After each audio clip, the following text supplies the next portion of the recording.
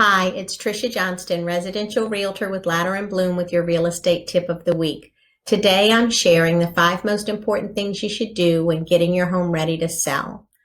First, declutter. Remove any extra furniture and clean out closets, your pantry, and garage. Minimizing your belongings will help your home look and feel larger. Second, clean. You want your kitchen and bathrooms to sparkle and shine. You'll also want to clean your ceiling fans, light fixtures, baseboards, and air return vent. Third, neutralize colors. If you have any walls that are painted bright or bold colors, you may want to consider painting those a lighter color. You want your home to feel light and bright throughout. Fourth, go outside and replace any rotten wood, put on a fresh coat of paint where it's needed, and spruce up the garden. And fifth, freshen up the home. Put out a new welcome mat, replace any dingy looking shower curtains and towels, and walk through your house and replace any burned out light bulbs. Nothing appeals to a buyer more than a fresh, bright, and clean home. If you do these things, it'll help your home sell faster for top dollar. I'm Trisha Johnston with Ladder & Bloom, and I'll be back here next week with another real estate tip for you.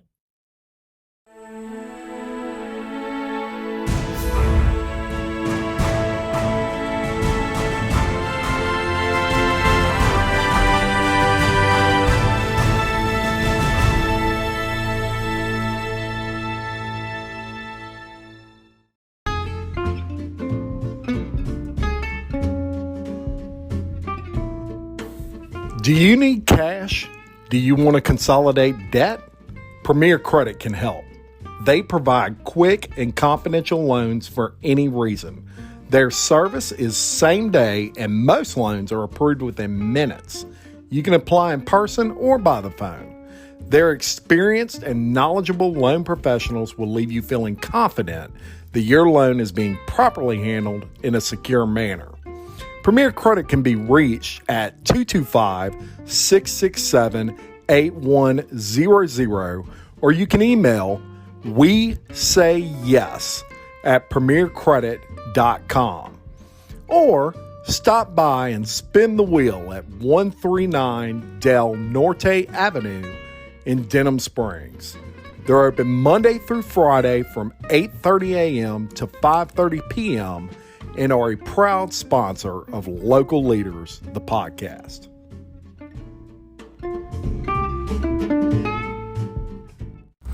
One of the most important aspects of new business is your business presence. If your clients, your customers, if they don't know who you are, if they don't know your hours, your locations, your specials, or your upcoming events, it can literally stop your business before it even gets off the ground.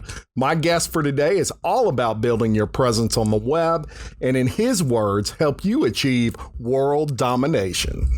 We are going to learn a little about how he got started, what his local Denham Springs business is all about, and get some valuable information and tips for those of you who may struggle against these large public companies to gain Google's attention. So with that, welcome Clint Sanchez of BlakSheep Creative to Local Leaders, the podcast. Well, hello, Jim. Thanks for having me. So we're going to dive right into it because you have a very interesting life, my friend. First, I want to hear a little about how you got started in web design and how you got started in Google domination.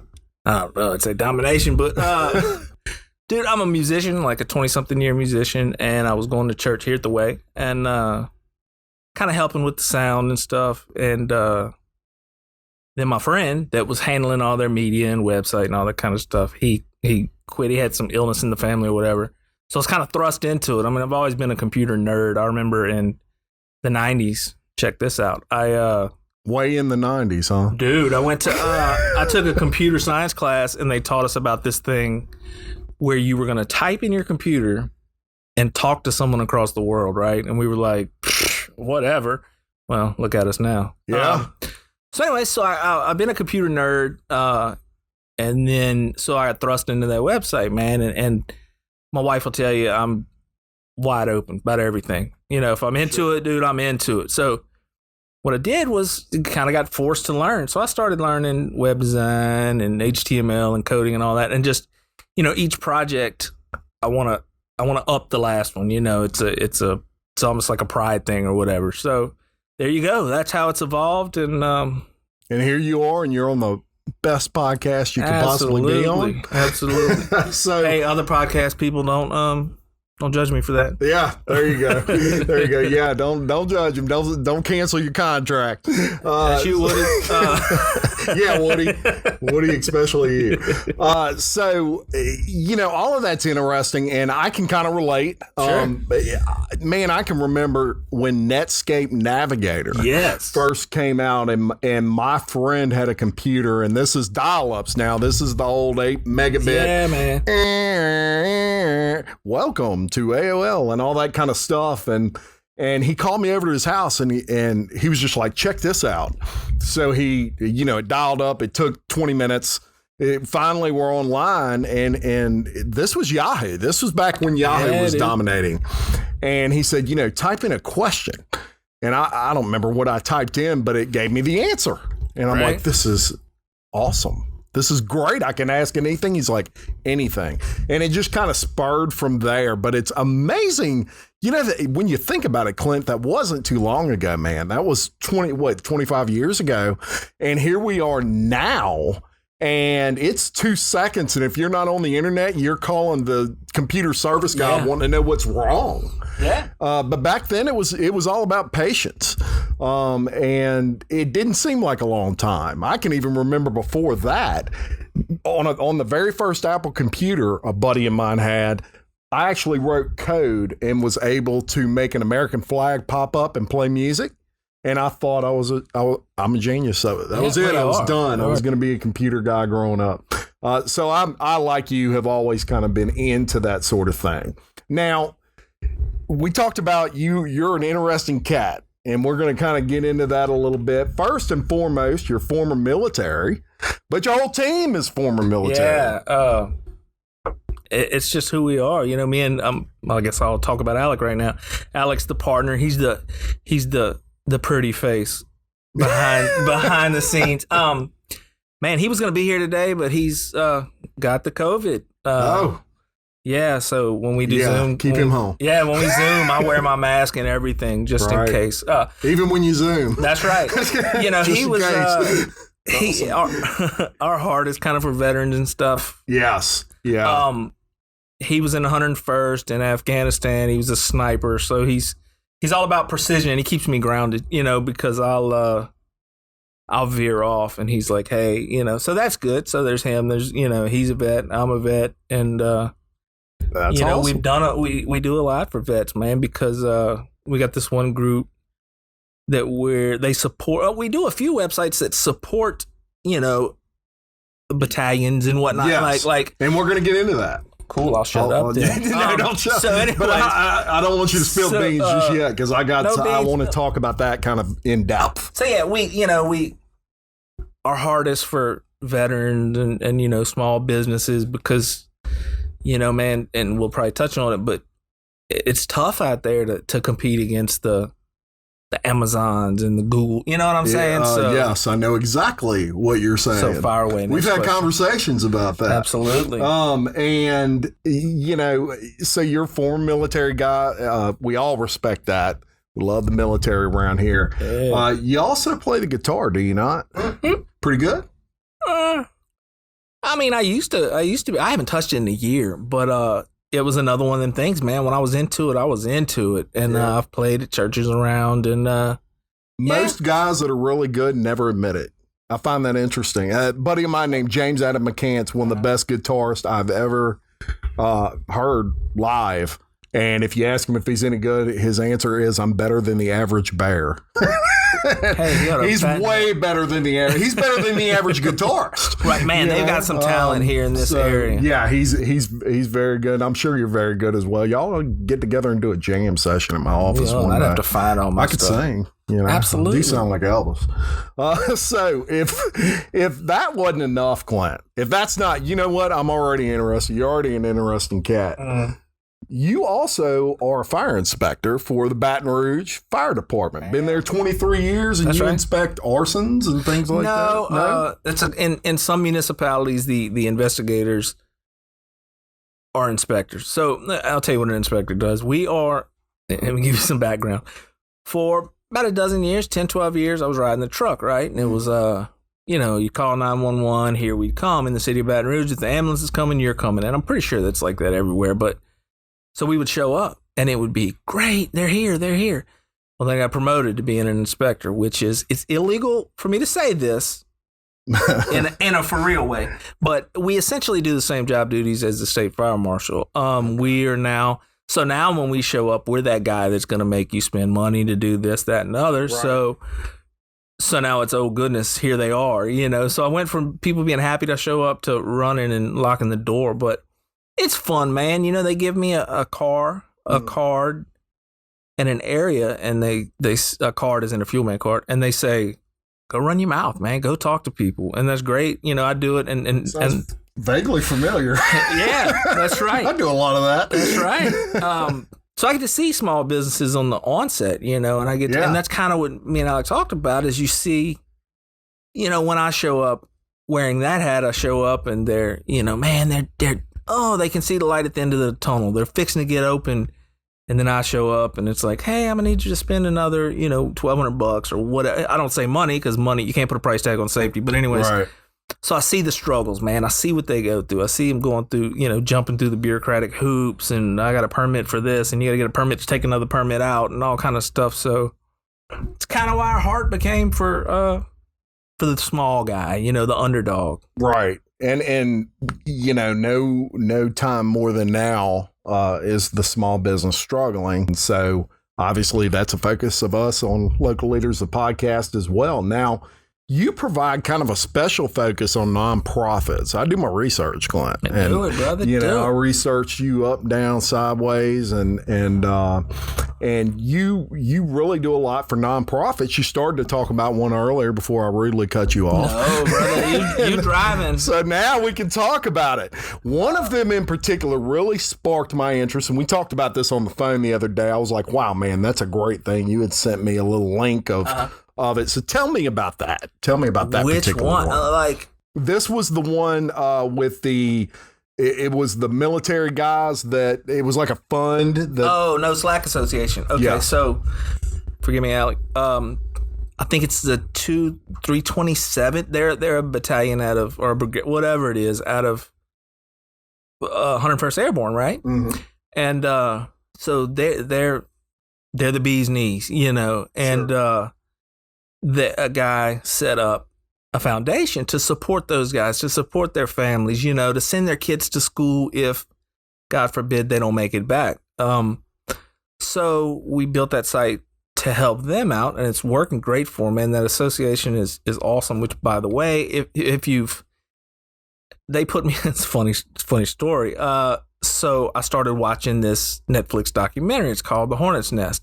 There's two of them based on this outfit. It's Hornet's Nest and My Brother's Keeper, right? So I think in the Hornet's Nest, it's live footage. There's a reporter that's embedded with them. And anyways, and long story short, so they're like pinned down for a 7-day firefight, and they took a bunch of casualties. And so I'm telling Alec, I'm like, bro, you need to see this thing, man, bro. These dudes were, and he's like, yeah, I know. I lived it. I was there. Like you saw me in it. So, that kind of opened my eyes, bro. Them guys, wow. I've got a brother-in-law that's got PTSD and all that. And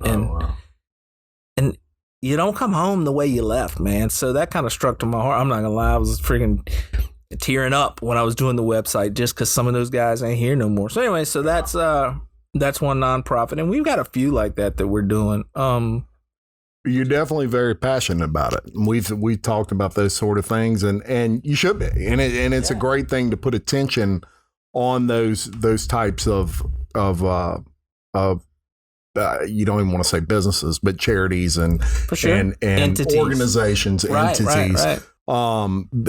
They really need attention. And, sure. So you do a great job with that. I really enjoyed checking out that website in particular, and I'm going to link that to this video so that people can check it out and they can not only see your work, but see, a great organization there that's doing a lot of good for our real heroes. You talk about, I'd be remiss if I didn't mention my dear friend. I'm not going to take over and give shout outs, but I do another one, man. It's BR Soldier Outreach. Did you check that one out? I did. These ladies, man, it started years ago, and what they do, they're local. Whereas No Slack Association is in Tennessee, I believe. Yeah. These ladies, man, they get together, and Christmas coming up, they send out shipments. Mm-hmm. Like, hey, if you're deployed in Afghanistan and you need, we want to remind you that we love you here, and you might not have Tabasco. Well, Tabasco is in those MREs, but you might not have whatever, and they'll send pralines. Yeah, dude, you want some Twizzlers when you're deployed overseas? Finish business, man. And those ladies are really killing it, Miss Christie. And they're local? Absolutely. They're brsoldieroutreach.com. They always need help, man. They need people. Man, I want to say those shipments cost, a couple grand a piece, and they do them quarterly, man. So that our hearts with them too, not in a bad way, but you know what I'm saying? And I'm glad you mentioned them. Like, they're freaking awesome. Yeah, definitely.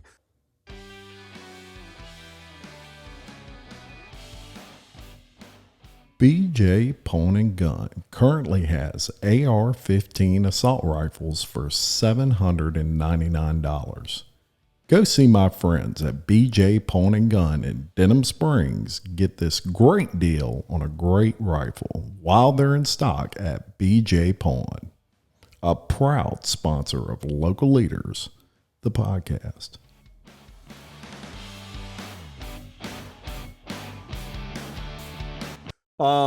Now you're also the web designer for Real Life, Real Crime, a podcast by Woody Overton, as well as Local Leaders of the podcast. You are my web designer, and considering both Woody and me are rated in the top 50 worldwide, Clint, I would say you're a pretty good podcast web design guru. I do a little song. So it seems like you found a niche, though. That's a pretty, limited group there with podcasters. For sure. And you obviously do a great job with them. I know you and I talk very frequently at night. We're texting back and forth half the night talking about ideas and things that we think would improve, rating on Google and all those sorts of things. And we'll get into that. So another web design site that you do that's pretty local is Pinnacle Search and Rescue, which, for those of you that may not know, is the Cajun Navy, formerly. The original Cajun Navy. So they're now called Pinnacle Search and Rescue. Right. And you are their web designer and done some great work on there. I went and toured that. We'll link that also. That's another nonprofit that they do the work. I just make it look pretty, man. Look, man, I was in the middle of 6 feet of water and saw those guys flying around everywhere. And so were a lot of people in this town. So we love them.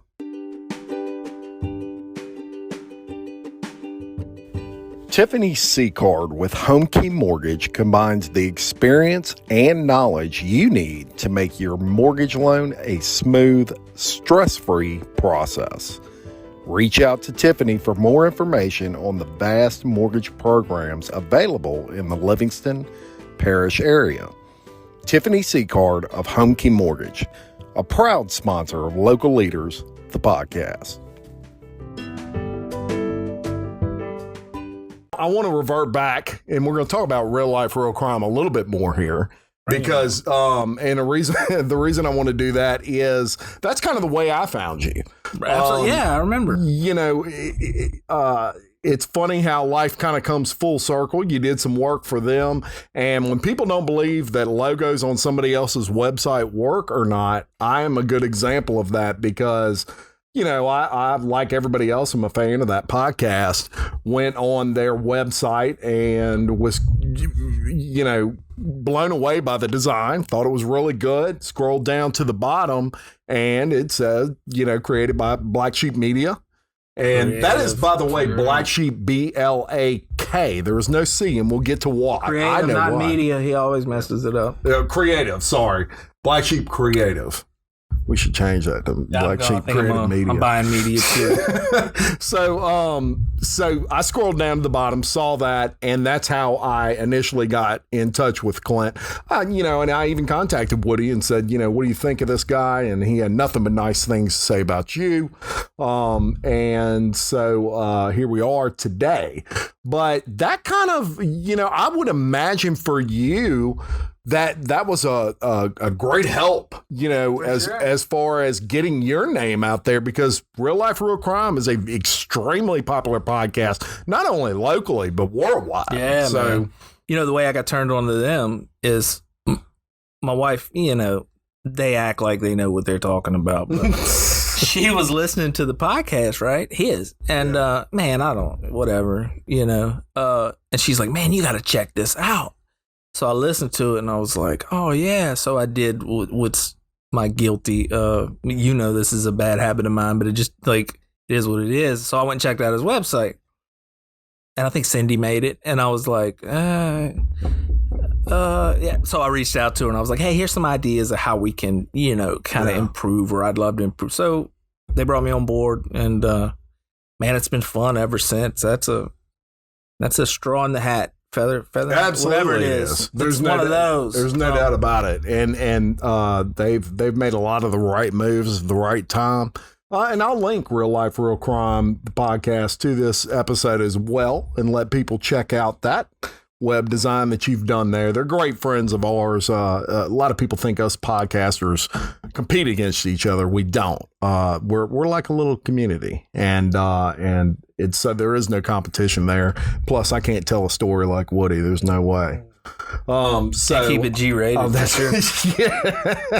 Yeah. And look, he hasn't. For those of you that have not, the one or two that may not have seen it, it's not for everybody, but it's for most people. And there is a warning at the beginning that turn the podcast off if you offend. Kind of like his trademark too. Yeah. Oh, it is. It is. And he has a great intro that I'm extremely jealous of that Toby Tomplay did for him. And is just awesome, and I hum it all the time. It is an addictive intro, and just like I say, all the right moves. We're going to quit bragging about him, and we're going to get on to you and more important things. And one of the things that you did that I found interesting was you did the infographics. So you do infographics, you do web design and poster design and all those sorts of things. Yeah. So you did the infographic for the city of Baton Rouge for COVID-19, the actual official infographic. So if you're a city government entity or state government entity and you're looking to get artwork for anything, not including COVID, this guy can do it for you. I wanted to bring that up. It's a nice looking infographic you got on there. Infographics are important. Absolutely. I'll get to that later for you. That's a tip. Yeah. Yeah. I agree with you 100%, but you don't just do infographics and web design, man. You get into a little bit of everything. Well, I had to, Yeah. Well, and you're good at it. And that's the part that's tough to master. So you do logo design. Yeah. I want to mention that.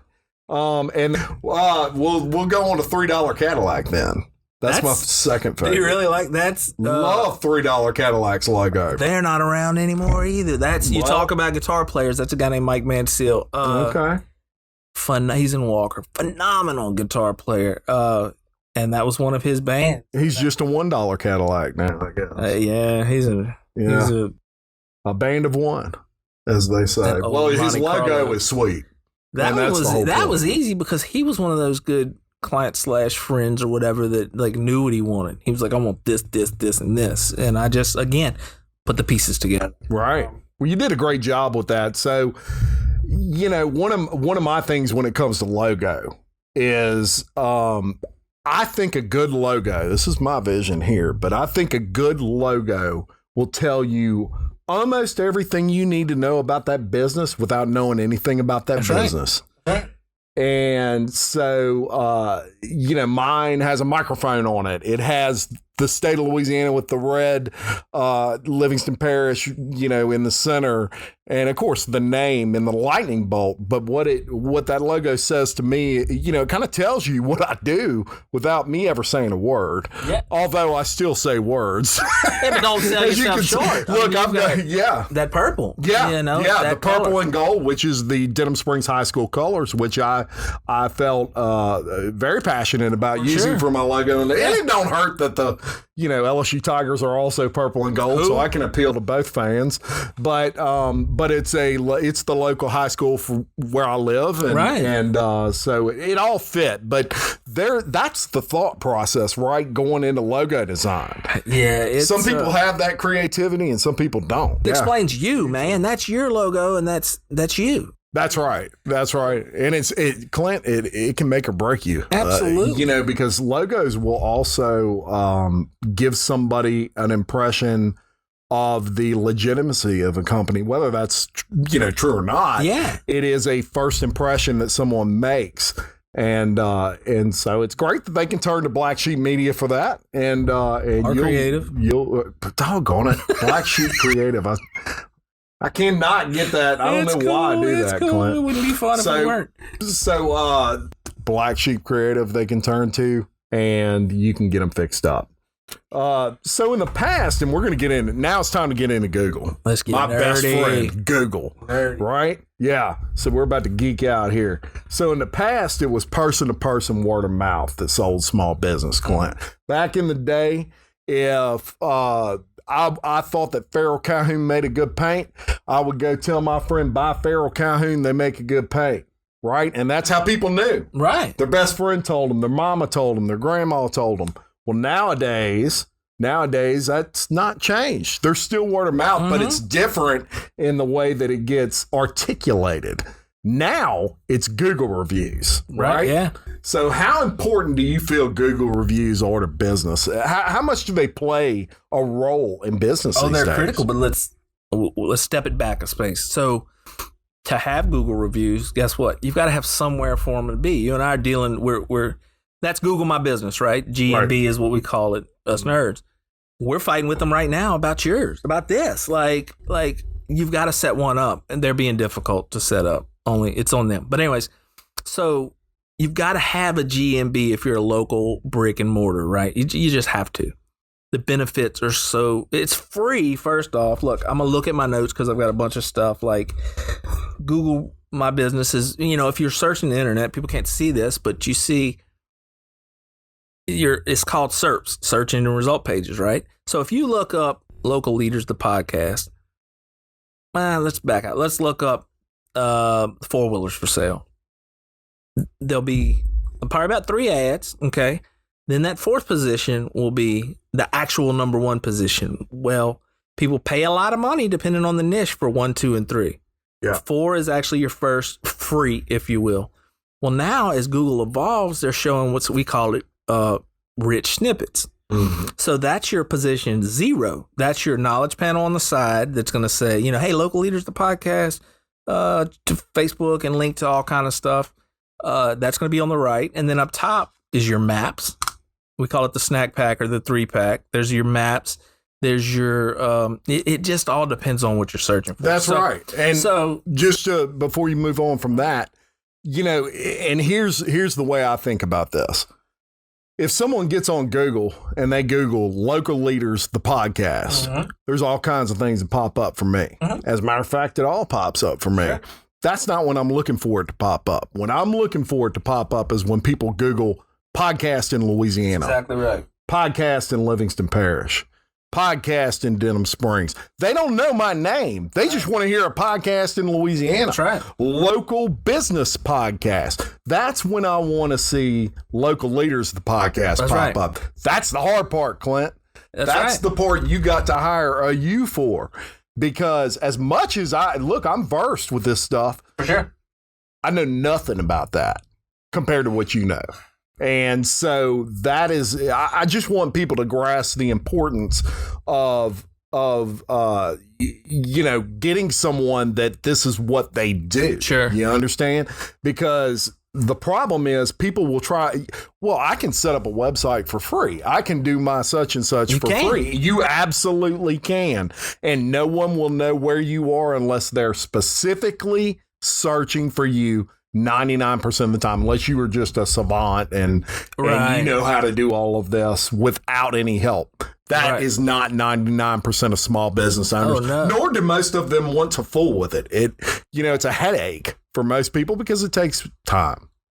And money. But I wanted to hammer down that point because it's an important one. It's critical, man. That people will go and they'll say, oh, I show up on Google. I rank first because I Googled local leaders of the podcast and there I am. And if someone's already searching for exactly you, you're going to pop up. And that's a branded term. Like if you...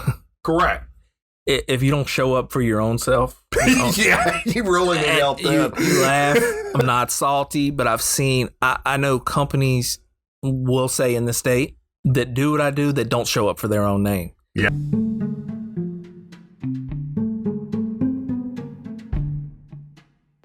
William Waldrop of TWFG Insurance in Denham Springs can service all of your insurance needs. Offering auto, life, health, and commercial insurance, William Waldrop of TWFG Insurance is a proud supporter of Local Leaders, the podcast.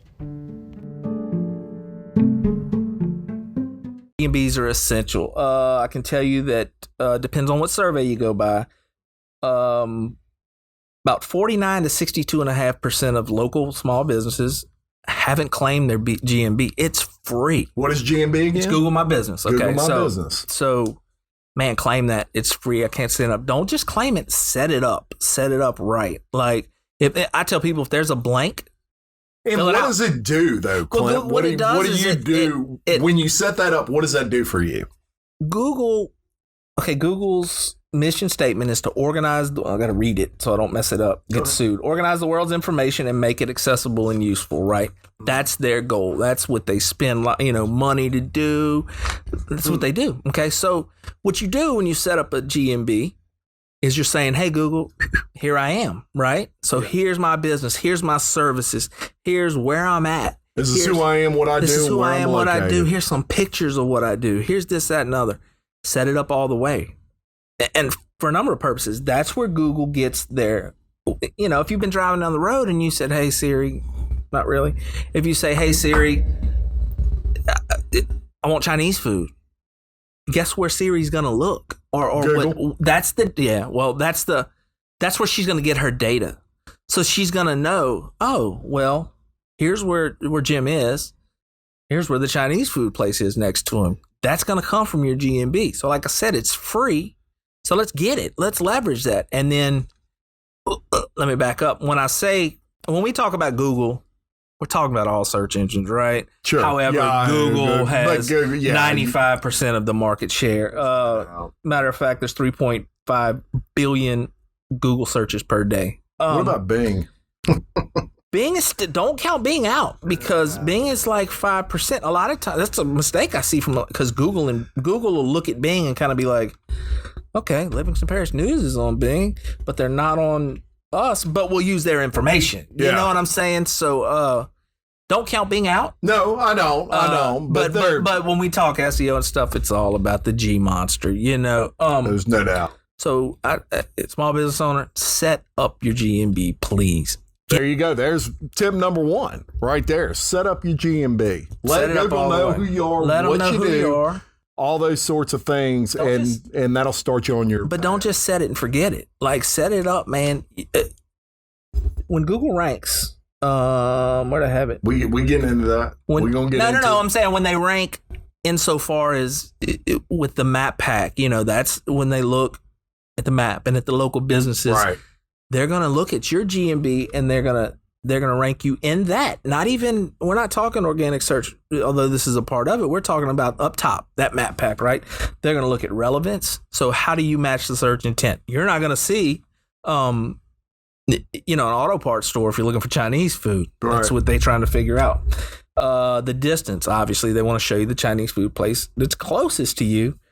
And then the prominence. That's how often it's updated and how often it's it's a breathing, entity, if you will. So if you set one up and then just walk away from it, yeah, you'll be prominent at first, but then you'll start ticking down. What I'm saying? No, I get it.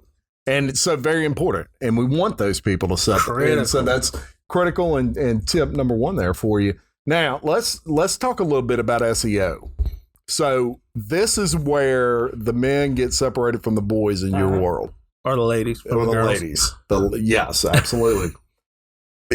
SEO is one of the hardest things in the world to grasp, even when you're pretty good at, even when you're pretty knowledgeable and well-versed in computers. Good luck with dealing with SEO, which is search engine optimization, for those of you out there that aren't up on that term. But in my opinion, SEO is one of the most critical things to small business and especially startups. Absolutely. In my opinion. Absolutely. SEO. I'm sorry, go ahead. So it's also the hardest part to grasp, as we just discussed. What's the biggest struggle with regard to SEO that you see? What is the biggest mistakes that people make? Oh, I can go on and on. SEO is essentially fixing your website's content to where Google knows what it is. Because remember, they want to share the world's information, whatever that mission statement was, right? So they want to, let me back up. I'm not a conspiracy theorist, but Google makes money selling ads, right? What? So what they want to do is they want to put those ads in front of the eyes where they'll yield results, right? Mm-hmm. So what Google does is they have what's called, I'm going to give you SEO 101. We're going to take it from the ground floor. They have what's called bots, spiders, crawlers. It's basically a computer thing, right? Yeah, it's little programs. And they crawl the web, right? So and then they feed it back to this massive database, BTW, by the way. I learned today, man, one Google search uses enough energy to power a 60-watt light for 17 seconds. Wow.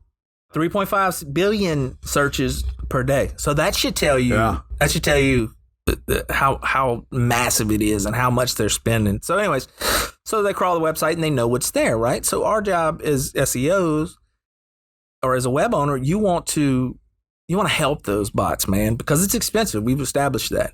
So we want to help them understand what our page content is so that they can then run that through their algorithm and match, answer people's questions, because essentially that's all a web search is a question. Well, if you think about it, that's right. That's exactly Chinese food in Denham Springs. And we go back to your question, back in the 90s when you typed in a question, that hasn't changed. No. Google has. And it's the way in which you let the World Wide Web know that's exactly right. Your information. Now, you just said a word here, and that was algorithm. Oh. So algorithms dominate the World Wide Web space more than anything else. Facebook has an algorithm. Instagram has an algorithm. Google has an algorithm. And these are protected secrets. Okay, so for the people out there that don't know, algorithms are basically just kind of like programs. They are designed to put out content based off of certain behaviors that us as creators perform. So, I've done classes actually on algorithms for Instagram and algorithm tips for Facebook and things like that. And, people would be surprised. It's even down to, here's one for Instagram for you people out there. It used to be you'd comment on someone's post on Instagram and you'd say, oh, awesome, maybe on their post. And that would count as an interaction, and the algorithm would recognize that and they would push you up that news feed. Well, what happened was people started creating bots, and these bots would basically comment for you so that you would get pushed up on the feed, even though you weren't doing it yourself. But it was, you would pay for these bots. You would install them on your computer. It would do this for you. Now, over time, Google figured this out and they said, we've got to figure out a way to kind of humanitize this. So they changed their algorithm and they changed it where you had to do 5-word comments in order for it to push you up that feed. Sure. Kind of a smart thing on Google's part. And if you added an emoji, it would push you up even quicker. This algorithm is always changing because the people that cheat the algorithm are always changing, and it is a constant battle. You know, it's interesting, Clint, in that they have people that will go rogue on like Instagram. And they'll kind of release some of these secrets. Now, even people that work at Instagram, Facebook, Google, 99.9% of them have no idea of the algorithm. There's one or two guys in there that are engineers that are way high up the scale, and they know. And that's it. It's heavily guarded, man. You talk about changes. It changed. Let me look at my dates before I get them right. In 2010, Google's algorithm changed 350 to 400 times. No, they're tight-lipped about everything, right? Yeah, so that's once a day. Absolutely. On average. Well, in 2019, there was 3,200 algorithm changes. Not all of them major. Just by the way, December 3rd, they rolled out a core change for their algorithm, and we're kind of sitting back to see. We don't know what it is. We don't know what they've changed, so we're kind of analyzing data and trying to watch for the downfall, if you will, or the fallout. But they're forever changing. They're forever changing, trying to make it a better experience for the user, right? Right. And to combat that the people that have figured out the system and are trying to hack it, or not hack it, but you know what I'm saying, trying to manipulate the system. Years ago, man, we've all seen the web pages, that were packed full of keywords, man. If you were Local Leaders, the podcast, it would just read unnatural. It would be like, hey, I'm Jim with Local Leaders, the podcast. I'd talk about Local Leaders, the podcast, and it would just not be natural. And what that would do is, back then, before Google wisened up, if you will, it would be more relevancy. They'd be like, well, this is obviously about Local Leaders, the podcast. So, and the same could be true for that Chinese food and denim. If you did the same thing, it would read unnatural. So Google started to, so they adjusted, Clint, is what they did. And there's two sides to that. One part of me says they make it too hard for the business person to even rank. And then part of me says, well, they're combating bots that are fake businesses or businesses that want a much larger web presence than they actually earn, for lack of a better term. Well, and that's a lot of we were talking about how their algorithm works and whatnot. Remember, nobody knows. Now, we as SEOs think there's about 200 factors that they use. Okay. How do we know? Because talk about people going rogue. It's two guys that we follow. Google will occasionally let the cat out the bag, or they're real cryptic, but yet they'll tweet something in it, and it kind of lets you know which way, what their slant is.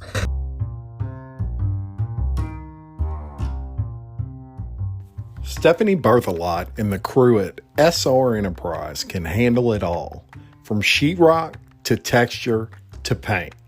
Give Stephanie a call at 504-432-9284. SR Enterprise, where they spread the paint and you spread the word. There's a guy named Matt Cutts. He was the head of Google from the onset. Not the head of Google search quality. So that tells you, hey, man, this guy knows something. Mm-hmm. He left in 2016. Now he's over some government data agency thing. Kind of same business. Yeah. So he'll tell us every now and then, back in around 15, 14, I've got it here. He said, hey, this is what we use. We factor this in, or we factor this in. So we he showed his hand, right? Mm-hmm. So then there's a guy named John Mueller. He's at Google. His technical title is Senior Webmaster Trends Analyst. In other words, he knows what he's talking about, right? Absolutely. So he'll say stuff otherwise too. Let's talk about those 200 ranking factors. Okay. HTTPS. That's a secure site. SSL, secure site. I can speak in acronyms all day, but for the layperson, you go to a website and it says, hey, you're not secure. Chances are you're gonna we call it bouncing, you're gonna roll out. Well, unfortunately for Mr. Business Owner, if your site isn't secure, they're not even gonna get past the front door to see what you have. So well, and you beat me to the punch on that one. I'm sorry. That's all right. We're getting to it. What it is we're on the same wavelength. So it's the haircut. Indeed it is, Clint. So, but before we get to SSL, which we're definitely going to talk about, and kind of bringing you back to the algorithms and things like that. These algorithms essentially allow you to rank and we want to keep in mind that right now we're talking to people that are not computer nerds like us. So in layman's terms, what does it mean to rank in Google? What does that mean? So when you type in your question, Google has, millions, hundreds of millions of database. I mean, I would give you a statistic, but it just changed. Yeah. And it just changed again. So there's all these websites. So they're trying to answer your question, right? So they're going to say, what is Jim asking? Okay, let me try to answer his question. That's those factors that they're going to weigh in, some of those 200 factors, and then they're going to try to answer your question best they can, right? Right. So when you're ranking in Google, if you're number one, you're the most relevant, right? So you're going to pop up first. You're going to pop up first. If they're kind of, or whatever, 2, and then 1 through 10, right? The first page tends to be about 10 listings, 10 results, and then page 2 and 3 and 4, and there's statistics that show between and I wish I knew them, but between first ranked page and third ranked page, it's not you get all the traffic, you get just a little less. It's an exponential drop between just 1 and 2. Yes, but for these people that are watching this, what the advantage is to them is, and I'll use this analogy. Sure. You're a real estate agent. Okay. Someone goes on Google and they type in real estate agent in Livingston Parish because they live in New York City and they're moving to Livingston Parish. The person that ranks the best is going to pop up first. Right. They're the most likely to get the call from the person in New York that's looking to move to Livingston Parish because her husband got transferred to a plant. Right. And that is basically why it's so important to rank in Google. Because some people will say, well, I mean, if I show up second or third, who cares? Right. But are you going to get that click? Maybe not. You probably not. Right. Probably not, because studies show that over 80% of the time, people click on the first thing that pops up. That's exactly right. It's the most prominent. It's the first thing their eyes read, because people read what? From the top down, not from the bottom up. Right. So it's not that they're saying, well, I want the number one person. It's the first thing they read. Exactly right. So if you're a real estate agent and you have a website, you're probably doing yourself a pretty good service by getting a professional web designer who focuses on SEO to do your stuff for you, even if you're pretty good at it. Right. Because if you're not showing up first when you Google real estate agents in Livingston Parish, maybe you're missing out on that person that's husband got transferred to, Exxon in Baton Rouge, and they're moving from New York City. That's the advantage to the people the people that are in that type of field. You can say the same thing with painters. Painters in Livingston Parish. Someone doesn't know any painters, and maybe they don't want to play what I call the Facebook game, which is, I need a painter in Livingston Parish. Who you got? And there's 900 different comments. Go rant and rave and ask for one. Yeah, I mean, it's insane. It's insane because everybody's got their own. It doesn't matter what the business is. I need to buy a house. Who you got? How many real estate agents you think are going to show up in the comments for that? I mean, there'll be 100. Yeah. How is that person supposed to differentiate on who they want? So the easiest way to do it is to just go to Google and just Google it. And if you have a best friend, maybe call them and ask them who they recommend. Short of that, you're going to get 90 different answers, right? In most cases. So that to me is the importance of ranking and what ranking will do for you, right? Especially in fields like electricians, painters, real estate agents, where people do legitimately Google that stuff and see, especially if they're from somewhere else and they're coming here, real estate agents. So,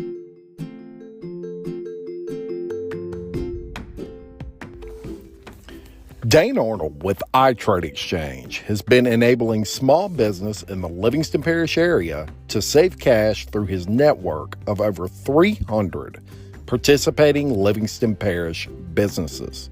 Saving cash by trading services with other exchange members is what iTrade Exchange is all about. For more information, contact Dane Arnold at 225-205-3640 or visit iTradeExchange.biz. Why, and let's talk about keywords real quick. You kind of touched on that, but when you're building sites and you use keywords, it used to be, you could put 1,000, Clint. You could put 1,000. We'll take my podcast, for example. I could put podcast in Livingston Parish, podcast in Denham Springs, podcast on business. The list goes on and on. But can you have too many keywords? You can't. I tend to tell people to optimize for one keyword or keyword phrase per piece of content. It used to be per page, but you're a podcaster, so you're going to have text to go with your content, right? Sure. So you kind of all it is if you're a writer, let's just think back to high school, right? So your teacher tells you to write a paper on Chevy trucks. Okay.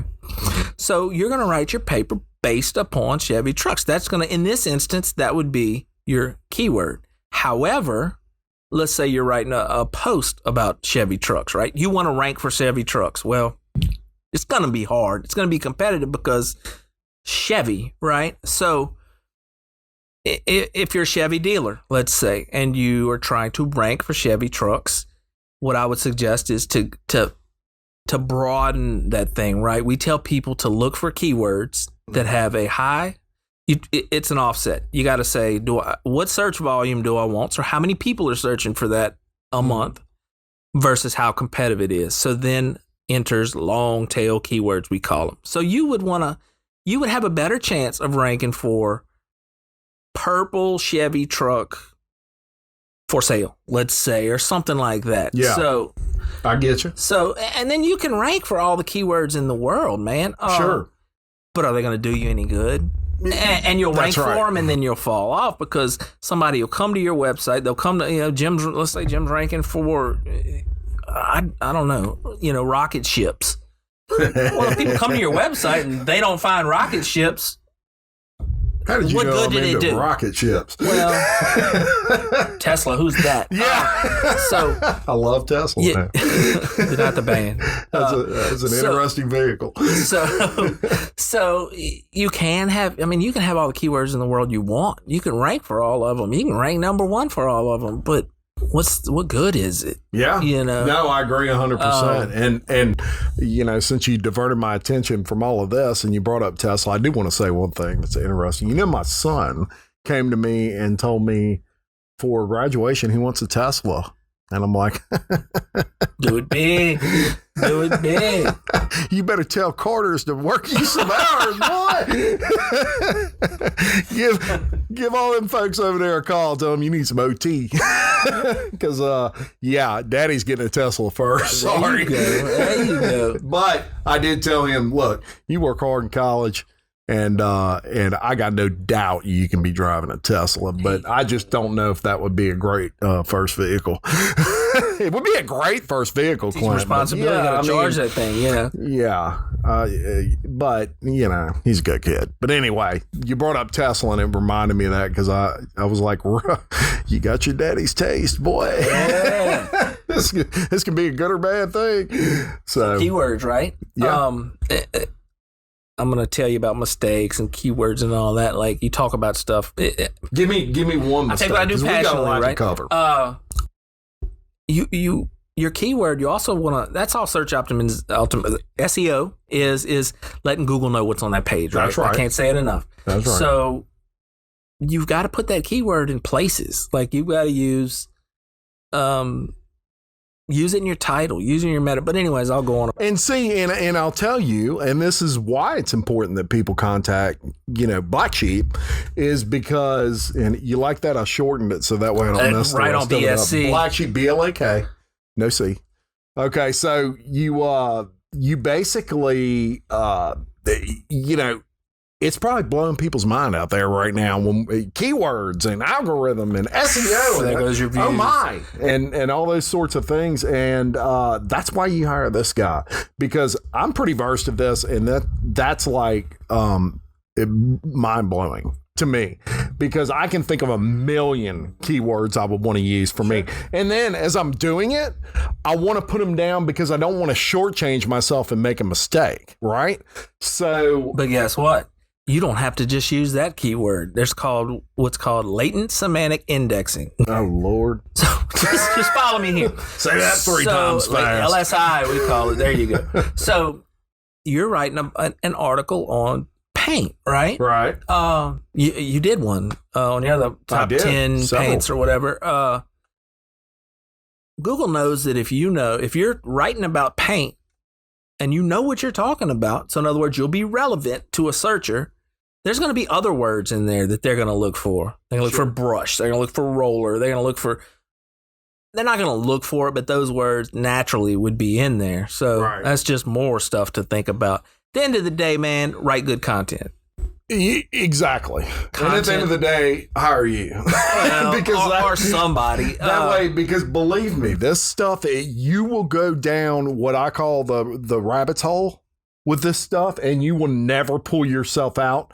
You'll go home at 6 o'clock after work and you'll say, I'm going to study a little bit about SEO because Jim did that podcast and I liked it so much, and that guy seemed really nice, but I think I can do that myself. And you'll go home and it will be 12 o'clock at night. You will have a headache, and you will still not have any idea of what you are doing. And it's tough. It's time consuming, and you got to really love it, man. That's something, when you get down deep with what you do, you got to love that stuff. But when you do, it's nothing. It's not easy. I understand. It's work, but it's a challenge, and the unfortunate thing is you don't, search engine optimization isn't a sprint. So don't expect result. Don't think, hey, I listened to this guy talk to Jim and I learned some tips and let me do it and then look for results tomorrow. It's a marathon. It's not a sprint. There's no doubt. So many factors. That's the part that bums me out because I like a challenge, man. I like to go in there. I'm going to go in Jim's website. I did it the other night. I didn't tell you. And I'm going to tweak this. And let's see. So the whole game, if you will, is analyze, because I use data. If you don't use data, then you're just kind of spitballing. So I look at what you got, see how it's performing, see what people are doing, tweak, and then watch and analyze again. So the unfortunate thing is that takes time. So don't get discouraged if you do try to take on SEO yourself and don't see results. I still recommend they use a professional on it. Oh, I mean, but yeah, you could try. Look, some people, they're just starting out. They just don't have the extra money. Although you would be surprised, it's not, depending on the company you use. But I know BlakSheep's very reasonable, and it's not as expensive as you may think. But I'll tell you, and Clint, you're very patient, because, when he's working with me and I've got in my mind what I want, and it's not exactly, it's hard to pull out of my brain what I'm thinking, trust me. And so, we would come up with things and I'd be like, no, that's not right. Change it. The font doesn't look right. I drove him nuts with that stuff. Nah. But one day he says, look on your website. And I did, www.localleadersthepodcast.com. And it was like, how did you know? That's exactly what I wanted. That was the logo I was looking for that page or whatever. So he's very patient as well, which when you're working with Jim Chapman, that's a good thing, because I can get very OCD, I guess you could say, on that sort of thing. So thank you very much for that. Now, there's some other things that are important to ranking, page speed being one. Google especially, they like those page speeds to load in about 2 seconds. And if it takes any longer than that, it can literally knock you down the feed. Now, I don't know all the ins and outs like you do of what would slow you down. I would imagine pictures are probably something. Long paragraphs, probably something. bloated code, which you don't have to, I mean, the average user doesn't have to worry about, right? But, pictures, there's a lot of your server, like where you host it, whether you have it on, just nerdy stuff. You know what I mean? Are you looking at my notes? No, I'm looking at my notes. Okay. I ain't worried about your notes. But, the reason Google will knock you down for a slow website is because people will bounce off of a slow website. If your website doesn't load in about 2 to 3 seconds, people are gone. People want, obviously. You're just impressed that I knew that, aren't you? Because I did not look at your notes.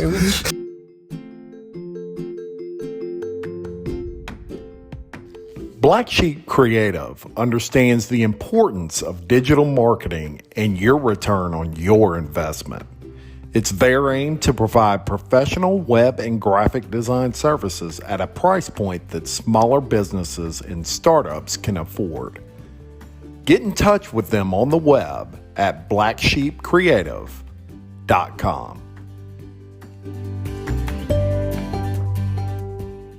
Cheating on a test and tell a teacher. Nope. But you're right. That's absolutely important. And there's more of a push for faster. And it becomes a trade-off, man. People will approach us and want these fancy, that was the biggest. Oh, yes, you're talking about me. I don't care. You. Videos and, all kinds of stuff. Look, here's the thing. When you're a business and you're on this side of it, you're so scared you're going to leave something out. And that's the battle, because what you know that I don't know, right, or pick a person, is the more you add, the slower that page is going to load and the worse off you're going to be. I have, the constant fight for me, Clint, is to quit trying to fit so much information in such a small space. I'll give you a quick example. I sponsored Livingston Parish High School's football team, did a billboard on the scoreboard area. And I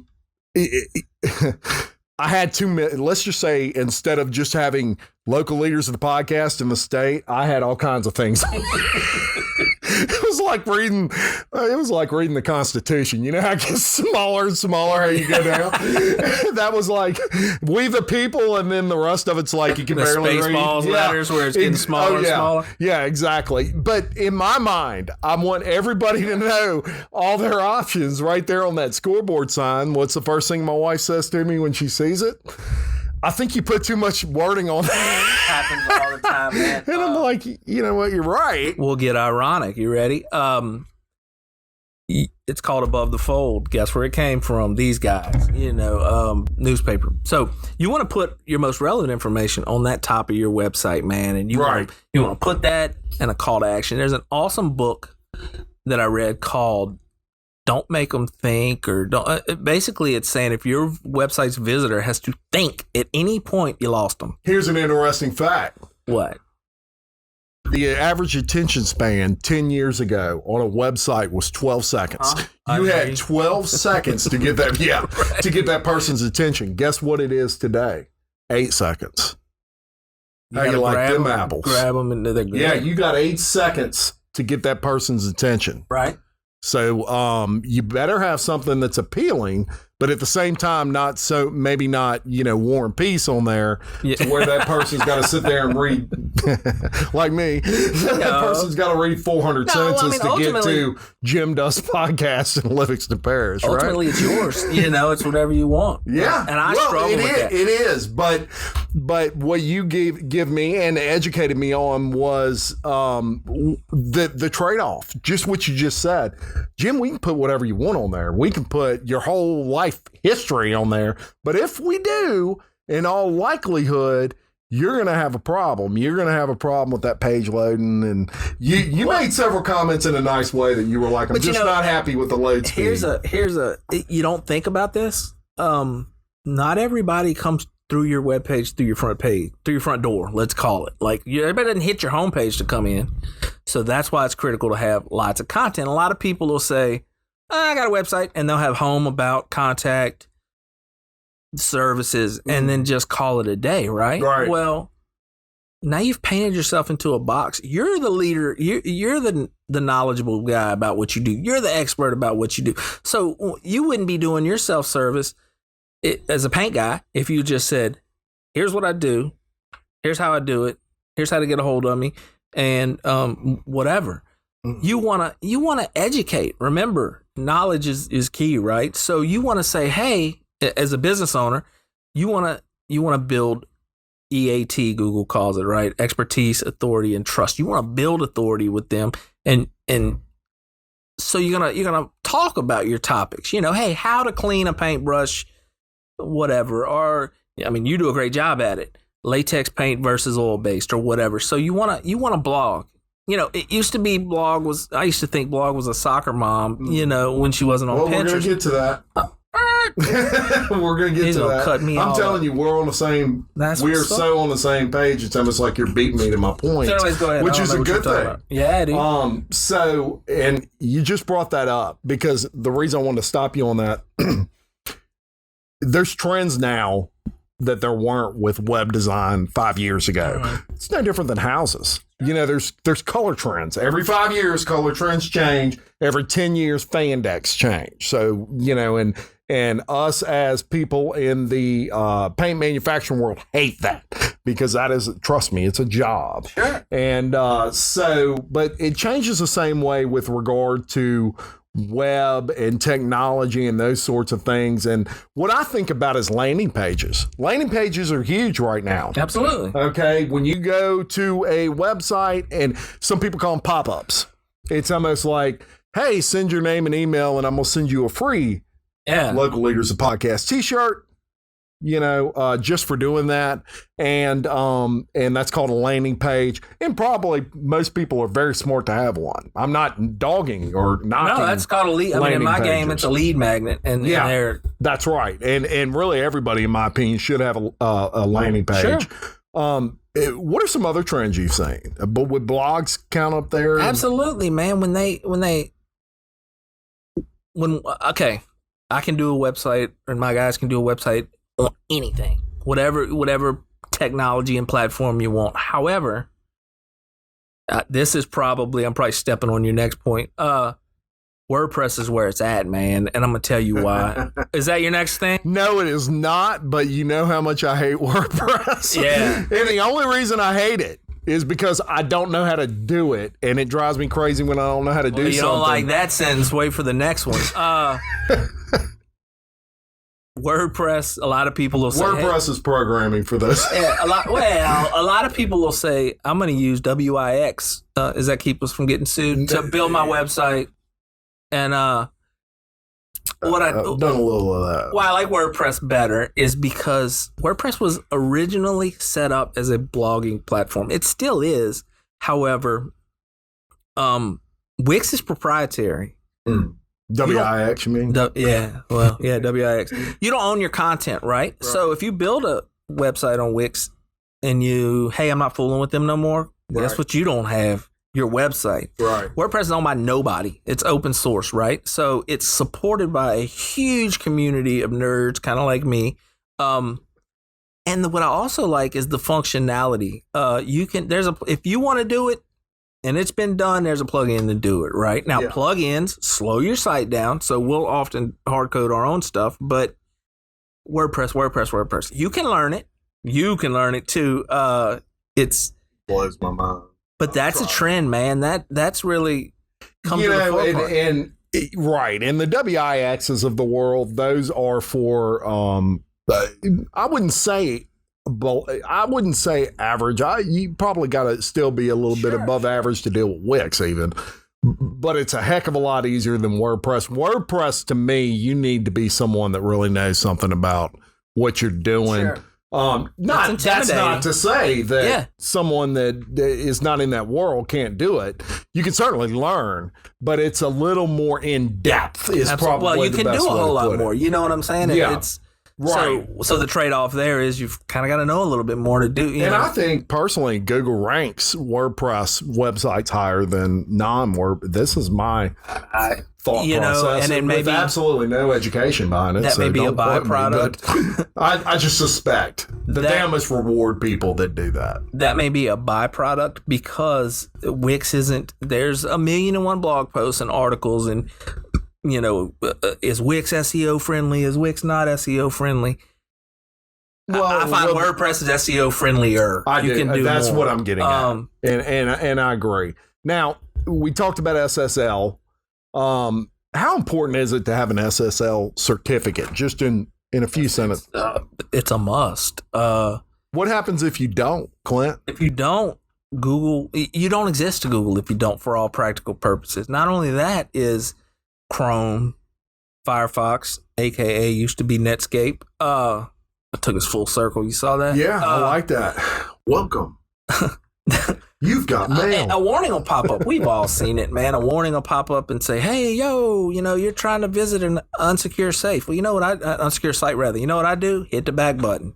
So I'm not going to that site I went to. And people that don't know any better will think they're getting a virus and totally hit the back button. And hit the back button twice. You know? And I know some pretty big websites that don't have SSL certificates. And I plan on having conversations with them. They're costing themselves a lot of money. We're fixing to redo next week, an e-commerce site there in another state that doesn't have an SSL certificate. So me knowing what an SSL certificate is, it's all about security, right? That's all that thing is. Yeah. So you're telling Google, you're telling your visitors, hey, my site is secure. Your data is important to me. Oh, if you're storing someone's data and you don't have an SSL certificate, that's a problem. But do you see what I'm like? Okay, so now you're storing my credit card information and it's not secure. Then it's really a problem. So, and I think that's Google's. Google. Yeah, Google. I think that's Let's start that, Google. Yeah, we about to get paid. I love it. That's why they do it, Yeah, but Clint, they also take a lot of liability. For sure. Because guaranteed, if you're storing someone's information and you get hacked, you can get hacked with an SSL certificate. There's no doubt about it. That's right. Nobody's saying you can't. But if you get hacked and you didn't have an SSL certificate, a good attorney's going to say, you didn't even care enough about your people. Exactly right. You were storing their information and wouldn't pay whatever it is. I don't pick a number. $60-$70 a year. Yeah, to secure it. And so we feel like you're even more liable. Sure. And so to all those people out there, maybe check and make sure you have that. Because if you don't, you've got a major liability going on, especially these days. I mean, hacking's a big deal. Website lawsuits are on the rise. I don't know if you even. Well, hackers are on the rise. Well, not just that. Yeah, absolutely, hackers are on the rise, and then the whole Russia, thing. Yeah. Website owners are now getting sued frequently, and a lot of the stuff is accessible. You gonna talk about accessibility? I'm about to get you. No. Your website has to be ADA compliant. Also, it's called the. I did not know that. Yeah, dude. Haha, you didn't research. Let me tell you this. That's kind of a new thing. You talk about trends and things. Now, that's not a trend. It's here to stay. But your website, people should be able to view your website, irrespective of whether they're looking at it, whether they're hearing it, whether they're using a screen reader. I'm going to circle back to SEO with that. Yeah. So if they're blind, for example. 2.3 million people in the U.S. Let me back that up. I don't know. I can't read my handwriting. 7.3 million people have some sort of visual disability, right? So in the U.S. In the United States. Mm-hmm. But it doesn't matter. Yeah, me too. But that's $645 billion of disposable income. Business owner, you want your yeah, I mean, you want to access all people. So don't sell yourself short. So you've got the WCAG. I just took a boring class on it. Not that the topic is boring, the class was, because it was even nerdier than I am. So there's been some major companies get sued. Let's take one, for example, Domino's. A blind guy couldn't navigate Domino's website, couldn't use their app, sued them. Because he's not afforded the same opportunity. Yeah. Wow. That's something that's a good tip, folks. Netflix, back in the day, didn't provide ample services to deaf people. Sued, lost. When Nixie got sued for an inaccessible website, So that's a thing, man. Okay, well, let's just real quickly. What do you do about that? How do you make your website accessible to someone that's deaf, for example? Well, okay. Or hearing impaired. Let's go. Screen readers. Okay, let's say someone's using a screen reader to visit your website. Mm-hmm. That screen reader, boy, here's one that chaps me about SEO, right? Google, Matt Cutts and them have come out and say, I'm going to have to sum up everything here. There's what's called headings on your page, right? Obviously, they're how your page is broke up. Well, there's one that's called a H1. It's the biggest one. It's your title of your page, right? Mm-hmm. So if your homepage, it's Local Leaders, the podcast. That's what Google and screen readers, that's what the screen reader is going to read out to the visitor. Local Leaders, the podcast. And it knows, hey, like this is the title. So your person that can't see knows that's where they're at, right? Mm-hmm. Oftentimes, I'll see websites with 2, 3, 12 H1s on the page. So you just confuse the bots. You just confuse the guy or the female with the screen reader. So you just made a mess, right? Yeah. That's the kind of so that's something you, if you're a DIY website kind of person, can hey, just put 1-1, finish business. Now Google said that that doesn't factor, but it does. I'm not saying Google's wrong. So what Clint's essentially saying to all you out there is, if you want to find out if you're compliant, contact Clint. Yeah, there's a bunch of tools. Oh, man, I'll look at it. I know all y'all right now are going, oh, yeah, what? I'll talk in circles. My wife told me that. Dude, what? Okay. Then also, if you're doing your own website, name your images, right? Okay, there's what's called alt text. You've seen it. Yeah. You just don't know you've seen it. You've seen where somebody deleted a page or an image from a page, and you get the little square box that looks like a picture, and there's some words. That's what the words is. But guess what? That's what the screen reader is going to read. So it's going to come to an image, and it's going to say picture of Jim and his son's new Tesla. And it's going to read that. Well, Clint, and let's move on to our next thing here. So Facebook. A lot of people have they got a website. McHugh, they have a website. It's on Facebook. Their website's on Facebook, Clint. Is that possible? No. A lot of people. No, it's not. A lot of people are satisfied with, Facebook's my webpage. Google's not going to recognize your Facebook as your webpage.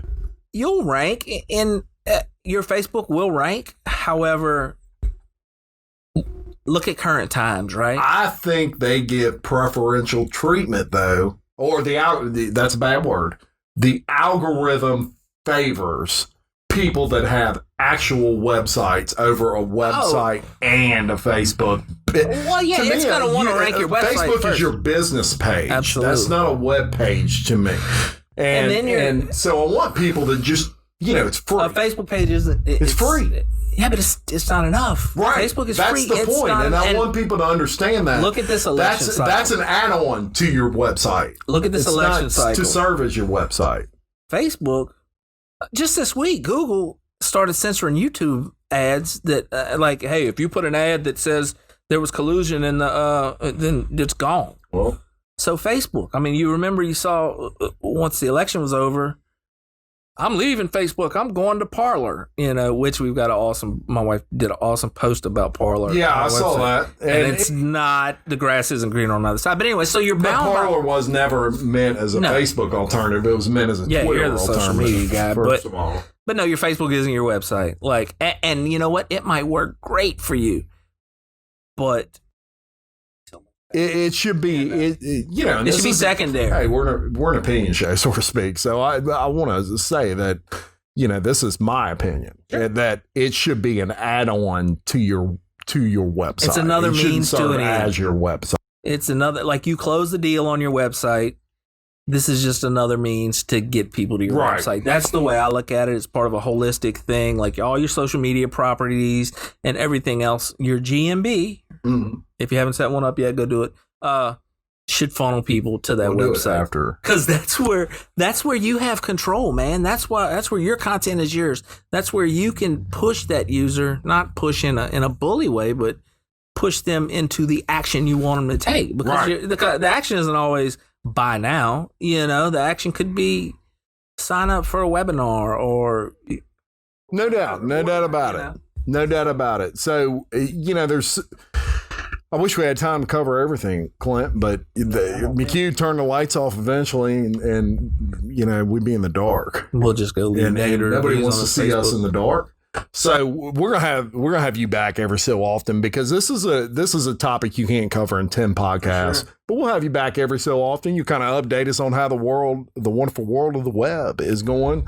Now, I did some fun facts. I do fun facts for every episode, but and we're gonna have to rely on my brain, because I wrote all these awesome fun facts down, and I did not put them in my bag. So. But that's okay, because I have a photographic memory, Clint. Not really, but we're gonna play off some of the ones that I do remember.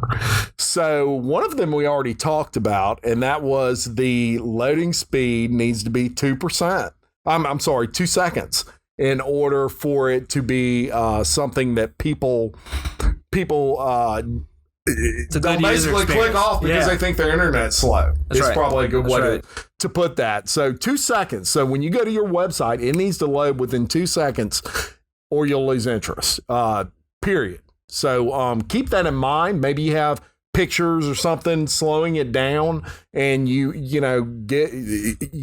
I'm sure you'll go to, if somebody contacts you, you'll go to the website. Go check it out. Like, check it out and kind of say, 99% of the time it's a pretty simple fix, man. It's probably images that are too big, some database, it might be too big. Like, it's a lot of things. There's a lot of things easily fixed, and easily you can look at it and find out what it is. Period.